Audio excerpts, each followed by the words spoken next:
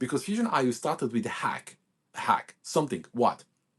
At the time, if you look at the time, we had on motherboards SATA connectors. But we saw disks that were coming in the market, they were SSD based on NAND technology. SSDs, when they came in, were too fast for the SATA connector. SATA connector is slow and it cannot use the SSD disk at its full potential. So what happened with Fusion IO, they had an idea, which is a hack.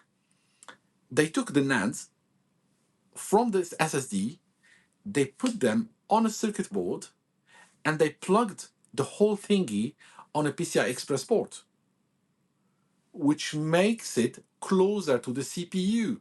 So they had a faster lane to go to the CPU. Provided that it was really fast. And they were selling them very expensive, very expensive. So they had like a good markup because essentially they were just disks mounted on a circuit board. However, they have a lot of drawbacks. For example, you couldn't boot from them. Windows or Linux or whatever couldn't boot from these thingies. So you had to boot on an internal storage, then find the storage, you had to use driver. The driver was big, it was using 32 to 64 gig of RAM at the time, which is a lot. It was using a massive buffer in order to run that thing. And also, the NVMe standard was coming that just negated all this. Because why would you use this hack if you can use the NVMe standard by having exactly the same thing, connecting into dedicated port in the motherboard and have a fast lane to the CPU.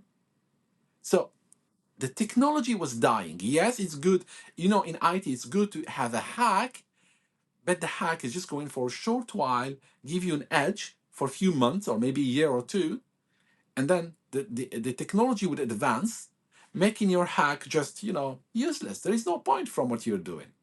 So that's why I was a bit surprised when they were acquired because there was no reason to use that technology.